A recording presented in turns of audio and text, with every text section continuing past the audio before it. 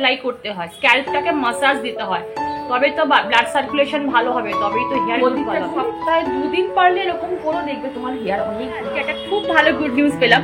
এখন আজকে প্রচন্ড প্রবলেম হচ্ছে, এটা কখনোই উচিত না আমার ঘোরা, মানে এটার জন্য আমি ঘুরতে যেতে পারছি না বলে মন খারাপ। আমার মনে হয় ঘোরাটা আজ না হলেও 2 দিন পর ঠিক হবে। এখন চাপ পাওয়ার মতন একটা মেয়ের কাছে, এখন যার আসার সময় কেউ আটকাতে পারবে না, বলবো না। আর আমি বাসন পড়লেই না আগে সিঙ্কে মেজে রেখে দিই, নাহলে ভর্তি হয়ে গেলে তখন ব্যস্ত মানুষ, খুব ব্যস্ত মানুষ। Good morning everyone, welcome to my channel. আমি শর্মিষ্ঠা। আশা করি আমার সকল বন্ধুরা অনেক অনেক ভালো আছো আর সুস্থ আছো।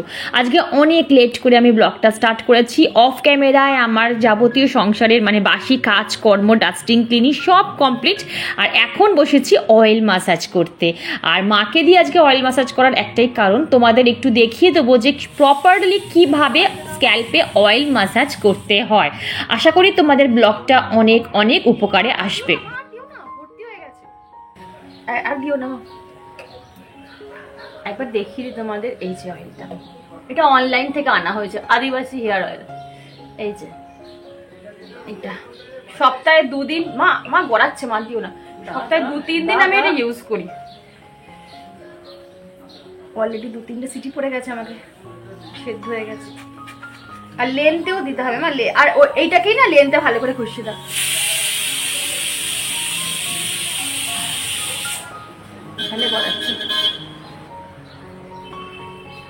আসলে না তো আমরা শুধু তেল মাখি, শুধু মাম্পা, মাম্পা একটু মা গ্যাসটা অফ করে দাও না মা।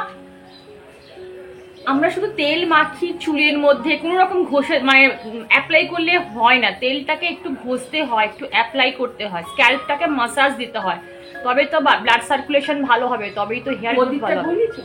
হ্যাঁ ওর পারে ঘোরাতে, ও বন্ধ করে। হ্যাঁ ও বন্ধ করতে পারে, কতবার বন্ধ করেছে। এই দিকটা তো এই দিকটা না, যেদিকে দেখ লাল সুইচের দিকে, এইদিকে এইভাবে তো করেছিস কতবার। হ্যাঁ পড়েছি আগেরবার, ওই জন্য কনফিউজ হয়ে গেছে।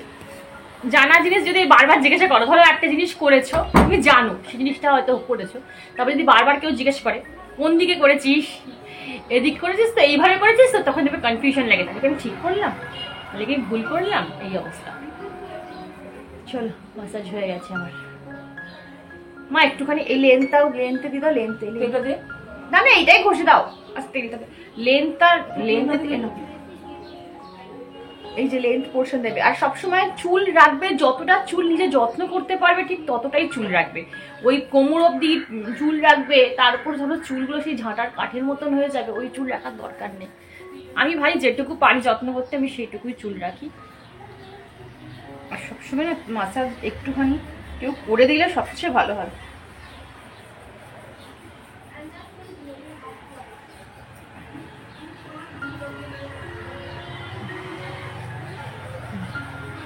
আমি একদম দেখিয়ে দিচ্ছি কিভাবে ভাজ করতে হবে। আর একটা হয় এইরকম ভাবে, মা সেটা দেখিয়ে দাও। এই যে নোট দিয়ে যেটাকে করে এইভাবে, এই দেখো ধরলে, ধরে এইবার দেখো এই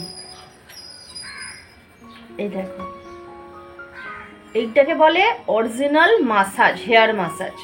তোমরা হয়তো অনেকেই মনে ভাবতে পারো যে শর্মিষ্ঠা বা দিদিভাই তোমার কাছে তোমার মা আছে বলে তোমার কোনো প্রবলেম হয় না বা মাসাজ করে দিতে পারছে। কিন্তু বন্ধুরা আজকে আমার কাছে মা আছে, এত বছর কিন্তু আমার কাছে মা ছিলেন না, তখন কিন্তু আমি নিজের মাসাজ নিজেই করতাম। আসলে কি বলতো, নিজের তাগিদ থাকা দরকার, নিজের চুল নিজের স্কিনটাকে ভালো রাখার জন্য না নিজের তাগিদ থাকা দরকার। দেখবে তাহলেই তুমি কিন্তু কারোর ভরসা করতে হবে না, নিজেই টাইম খুঁজে পাচ্ছ নিজের চর্চা করার জন্য। তো চলো এদিকে আমার দেখো মাসাজ করা কমপ্লিট হয়ে গেছে। এবার অয়েলটাকে রেখে আমি কিন্তু রান্না বান্না করব, তারপর আমি শ্যাম্পু করে নেব। তোমাদের হাতে যতক্ষণ সময় থাকবে তোমরা অয়েলটা ততক্ষণ রাখার চেষ্টা করবে, তাহলে তোমাদেরই ভালো হবে। তো চলো এখন আমি যাব রান্নাঘরে ব্রেকফাস্ট বানাতে। হাজব্যান্ড এক্ষুনি চলে আসবে, আর ও যদি চলে এসে দেখে যে ব্রেকফাস্ট রেডি নেই, তাহলে আর মোটামুটি আর আমার রেহাই নেই, ও না খেয়েই চলে যাবে। এই মলের পাউডার সেকে নি, তারপর আমি বসাচ্ছি। আবার চলে আসলে তখন আমাকে আবার এই চলে এসেছি নাকি। তো এখন না ওর মানে তোমাদের দাদা ভাইয়ের প্রচণ্ড প্রেশার আছে, মানে কাজের একটু প্রেশার আছে, আর যখন কাজের প্রেশার থাকে তখন না আমাকে টাইম টু টাইম ওকে সব কিছু হাতের সামনে দিয়ে দিতে হয়, একটা টেনশন কাজ করে জানো তো, আর কিছুই না। তো এই তো এখানে আজকে দেখো সিম্পল বাটার টোস্ট করবো, একটা ডিম সেদ্ধ দেবো, তো এই জন্য ভালো করে পাউরুটিটাকে সেঁকে নিয়েছি বাটার লাগিয়ে। তারপর দেখো এই যে গার্লিক ব্রেড একটা মশলা পাওয়া যায়, ভীষণ ভালো বন্ধুরা, খেলে একটা এত সুন্দর ফ্লেভার আছে কি বলবো। তো এটাই দেখো একটুখানি ওপর দিয়ে ছড়িয়ে দিচ্ছি, আর দেবো একটু গোলমরিচ, ঠিক আছে, বেশ ঝাল ঝাল, জিনিসটা খুব সুন্দর লাগে খেতে, একবার ট্রাই করে দেখতে পারো। কারণ বাটার টোস্ট তো আমরা সবাই এই একই রকম বাটার অ্যাপ্লাই করে নিই, বাট আমি চিনি কিন্তু দিই না, তার বদলে কিন্তু আমি গোলমরিচ দিই। হাজব্যান্ডকে দিয়ে আসি। আর এই যে দেখো বাজার এনেছে, পরে দেখাচ্ছি, আবার পাবো, আবার শাক এনেছি। খুব ব্যস্ত মানুষ, খুব ব্যস্ত মানুষ। আমি কোনো কিছু মাথাতেই নেই, তুমি আমি যে কি ফেসে আছি তোমার আইডিয়ার বাইরে। খেয়ে নয়, কল্পনা করতে পারবে না। তো বন্ধুরা ওখানে হাজব্যান্ডকে খেতে দিয়ে চট করে চলে এলাম টিফিনের বাসনগুলোকে মাজতে। বেশ অনেকখানি বাসন পড়েছে দেখতেই পারছো, আর আমারও এদিকে টিফিন খাওয়া হয়ে গেছে। অনেকে ভাবে যে ছোট্ট ফ্যামিলিতে সংসারে বোধহয় তেমন আর কোনো কাজবাজ থাকেই না, কিন্তু বিশ্বাস করো বন্ধুরা এটা একদম ভ্রান্ত ধারণা।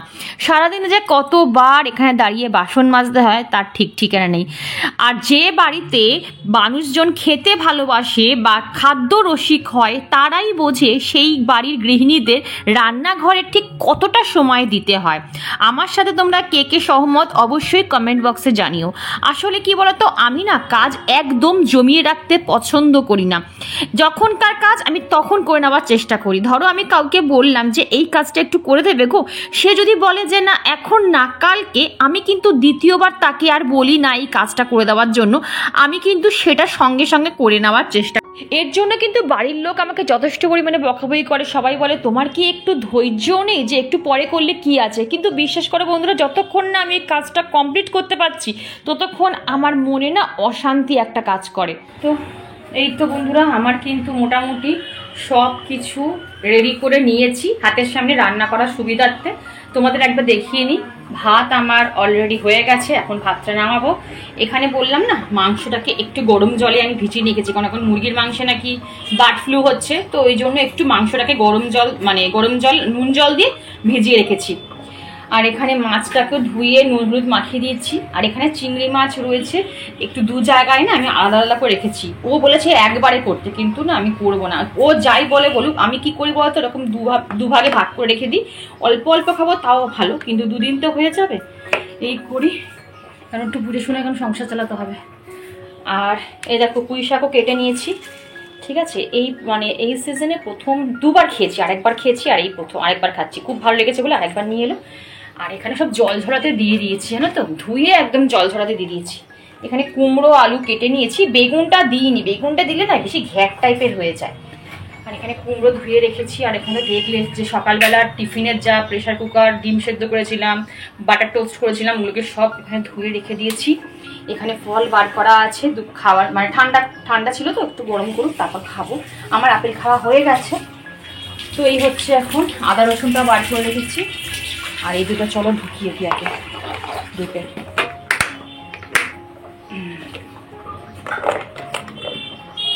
মা ফ্রিজটা একটু খুলো তোমার হয়নি, এখন ভাত রেখেছি। ভাত আবার গলে গেলে না খেতে ইচ্ছা করে না, একটু শক্ত শক্ত থাকবে তাও আচ্ছা, গলা গলা ভাত খেতে ইচ্ছা করে না। আমার মেয়ের আবার চিংড়ি মাছে অ্যালার্জি, অনেক সাবধানে আমাকে রান্না করতে হয় জানো। তো যাই হোক বন্ধুরা, মোটামুটি সব ধোয়া ঠোয়া হয়ে গেছে, একদম মানে সাজিয়ে গুছিয়ে নিয়েছি। এবার রান্নায় বসিয়ে দিলে একটার পর একটা, ভাবছি দুটো কড়াইতে রান্না করে নেবো, তাড়াতাড়ি হয়ে যাবে। আর আজকে একটা খুব সুন্দর গুড নিউজ পেলাম সকালবেলা, আজকে একটা খুব ভালো গুড নিউজ পেলাম। এখন যদি কোনো সকাল ঘুম থেকে যদি কোনো গুড নিউজ পাই না, সবার আগে মনে হয় যে আমি ভিডিওটা অন করে তোমাদের সাথে শেয়ার করি। আসলে কি বলতো, মেনলি ব্যাপারটা হচ্ছে দেখবে, মানে এখন মেয়েদের এত পিসিওডির সমস্যা হচ্ছে না। আচ্ছা আমার মোবাইলটা ব্লার হয়ে যাচ্ছে, বুঝতে পারছি না, একটা মিনিট দাঁড়াও তো। এখন মেয়েদের এত পিসিওডির সমস্যা হচ্ছে, থাইরয়েডের সমস্যা হচ্ছে, যে প্রেগনেন্সি আসতে প্রচণ্ড প্রবলেম হচ্ছে। আমারও পিসিওডি আছে, আমার বোনের পিসিওডি আছে। আমার বোনের যখন বিয়ে হলো ওর আগে পিসিওডি ধরা পড়েছিল, তো ডাক্তার বলেই দিয়েছে ওই গাইনোকোলজিস্ট যে বিয়ের পর একদম দেরি করবে না, ওই 1 বছর 2 বছর ঘুরে নেবো তারপর বেবি নেবো, ওই টেন্ডেন্সি রাখবে না। কারণ পিসিওডি থাকলে যদি তুমি দেরি করে বাচ্চার মানে ইস্যু নেওয়ার চেষ্টা করো তাহলে কিন্তু প্রেগনেন্সি আসতে খুব সমস্যা হবে। ওই জন্য আমার বোন কী করেছিল, একদম 1 বছরের মাথায় বেবি নিয়ে নিয়েছিল, যাক সুস্থ সবল হয়েছে। তো যাই হোক, আমারই আর একটা নিয়ারেস্ট আত্মীয়, আমি নাম বলছি না, ওরও একটু প্রেগনেন্সির প্রবলেম, মানে পিসিওডির সমস্যার জন্য প্রেগনেন্সি আসতে চাইছিল না। তো যাই হোক, থ্যাংক গড আজকে সুখবরটা পেলাম। আর বিশ্বাস করো এত ভালো লাগছে না, কারণ প্রত্যেকটা মানুষ চায় মা হতে। কারণ একটা নারীর তখনই সে নারীত্ব তার সম্পূর্ণ হবে যখন সে মা ডাক শুনতে পাবে, আর কিছুই না। তো যাই হোক, খুব ভালো লাগলো যে ও মানে খবরটা পেয়ে। আর ওদের জানো তো আর একটা জিনিস তোমাদের বলি, ওদের এই মানে যার যে প্রেগনেন্ট তাদের আবার এই মার্চ মাসে না এপ্রিল মাসে কাশ্মীর যাওয়ার ট্যুর হচ্ছিল। মানে কাশ্মীরের জন্য সব কিছু মানে যাওয়ার জন্য সব কিছু মানে একদম পুরো রেডি, মানে টিকিট ফিকিট কাটা রেডি, কনফার্ম যাবে, জাস্ট আর কিছু না। কিন্তু দেখো এখন যেহেতু একদম মানে ভাইটাল টাইম, কারণ প্রেগনেন্সির 3-4টে মাস 5টা মাস অন্তত খুব সাবধানে থাকতে হয়। তো ওই জন্য তো যাওয়াটা ওদের হচ্ছে না। সেটা আমি তাই বললাম যে এটা কোনো ব্যাপার না, ঘোরা তো সারা জীবন থাকবে, কিন্তু এই যে জিনিসটা এটা মানে কি বলবো, সেই আকাশের চাঁদ পাওয়ার মতন একটা মেয়ের কাছে, এটা কখনোই উচিত না। আমার ঘোরা মানে এটার জন্য আমি ঘুরতে যেতে পারছি না বলে মন খারাপ কখনো করা উচিত না। আমার মনে হয় ঘোরাটা আজ না হলেও 2 দিন পর ঠিক হবে। এখন এই সময়টা একটু সাবধানে থাকা উচিত, একটু রেস্টে থাকা উচিত, ভালো মতন সুস্থ সবলভাবে বেবি হয়ে যাক, তারপরে বেবিকে নিয়ে ঘুরতে যেতেই পারা যায়, কিছু অসুবিধা কিছুই হয় না। তো সেইটাই তোমাদের খবর দেওয়া মানে বলার ছিল, যেটা গুড নিউজ সকাল সকাল পেলে কেমন হয়। আমার তো ভীষণ ভালো লাগে, বিশেষ করে শুধু আমার ক্ষেত্রে নয় যে আমার জন্য গুড নিউজ বা আমি এটা পেয়েছি, এটা অ্যাচিভ করতে পেরেছি বা এটা আমি কিনতে পারলাম বলে শুধু খুশি হই তা কিন্তু নয়। আমি আমার আত্মীয় স্বজন বা আমি চিনি না জানি না, যদি কারো কিছু একটা প্রাপ্তি হয়, সেও যদি ভালো কিছু অ্যাচিভ করতে পারে না, আমার খুব খুশি হয়, মনে হয় বাহ খুব ভালো হলো, যার চেষ্টা তো সফল, মানে এত চেষ্টা করে তো সফল হওয়া গেল না। কারণ একটা মানুষ কিছু অ্যাচিভ করতে গেলে আমি বুঝি যে কতটা তাকে কষ্ট করতে হয়, এই হচ্ছে ব্যাপার। তো যাই হোক বন্ধুরা, ওদের টিকিটটা ক্যান্সেল করতে হলো, ওই বেবির জন্য টিকিটটা, মানে এটা প্রেগনেন্সির জন্য ওদের টিকিটটা ক্যান্সেল হয়ে গেল। তো আর কি বলবো, আর মানে এই হচ্ছে, আমি সেদিনকারই একটা দেখছিলাম, রিলসে দেখছিলাম যে শ্রীকৃষ্ণ নিজে বলেছে যে আমি বিধির বিধান খণ্ডাতে পারি না, আমি ঈশ্বর হয়ে বিধির বিধান খণ্ডাতে পারি না, তো মানুষ কিভাবে পারবে? কারণ শ্রীকৃষ্ণ বলেছিল যে আমি চেয়েছিলাম রাধাকে, আর আমায় চেয়েছিল হচ্ছে মীরাবাই, কিন্তু আমি হয়েছি রুক্মিণী। তাহলে আমি যাকে চাইলাম তাকে আমি পাইনি, আমাকে যে চেয়েছে সে পায়নি, কিন্তু আমি হয়েছি রুক্মিণী, মানে বিধির বিধান হিসাবে। তো সেইটাই হচ্ছে যে যখন যার আসার সময় কেউ আটকাতে পারবে না, বলবে না জন্ম মৃত্যু বিবাহ 3 বিধাতা নিয়ে, এইগুলো কখনো আটকানো যায় না, সময় ছাড়া এগুলো কখনো আসে না। তো এই হচ্ছে ব্যাপার, বিধির বিধান যদি থাকে কে খণ্ডাবে বলো? তো চলো এবার আমি বক বক করে ফেললাম অনেক, ভীষণ মানে খুশি ব্যাপারটা না, যত ভাগ করে নেবে তত মনে হয় মানে আরও বেশি মানে খুব মানে কি বলবো আনন্দ হয়। আমার তো তাই হয় যে আমি যত খুশির খবর বিলাতে থাকি তত আমার মনে হয় আনন্দ আরও বেশি লাগে আমার। তো যাই হোক চলো, আমি নামটা বলছি না, আপনি ভালো মতন ওর সন্তান ভূমিষ্ঠ হোক, তারপর তোমাদের বলবো। চলো। আচ্ছা বন্ধুরা, এই মিষ্টিটা খেতে তোমরা কে কে পছন্দ করো অবশ্যই কমেন্ট বক্সে জানিও। এখানে হাজব্যান্ডকে 2টো দিয়েছি আর মা 2টো খেয়েছে, আর আমি খাবো, এখনো খাইনি। এটাকে বলা হয় বালুশাই নাকি বালুশাই কি একটা বেশ বলে, মিষ্টি মিষ্টি খেতে, তবে অম্বলের রাজা, গ্যাস অম্বলের রাজা, খেলেই একদম অবস্থা খারাপ। কিন্তু ওই যে জিভ লোভ এমন জিনিস, যে জিনিস টেস্ট বেশি সেই জিনিসই ক্ষতিকারক।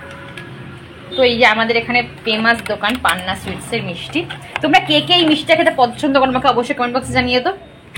এটা চলো, আমার রান্নাটা পুড়ে যাচ্ছে।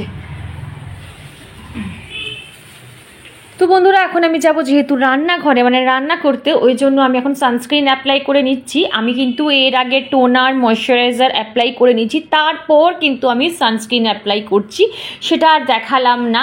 আমার কমেন্ট বক্সে অনেকগুলো কমেন্ট জমা হয়ে গেছে, এখনও আমি রিপ্লাই করে উঠতে পারছি না, বুঝতেই পারছো তো, মেয়ের পরীক্ষা চলছে, হাজব্যান্ড একটু ব্যস্ত রয়েছে, আমি চারদিকটা একটু ঘেটে রয়েছি। বন্ধুরা একটু আমাকে ওভারকাম করে উঠতে যাও, তারপর আমি প্রত্যেকের কমেন্ট ধরে ধরে আমি রিপ্লাই করব। তো বন্ধুরা আজকে ভিডিওটা আমি এইটুকুই রাখছি, ছোট্ট একটা ব্লগ আজকে তোমাদের সাথে শেয়ার করলাম। এই ব্লগেরই নেক্সট পার্টটা আবার নেক্সট দিন শেয়ার করবো, ততক্ষণ আমার সাথে থেকো। Tata, love you all.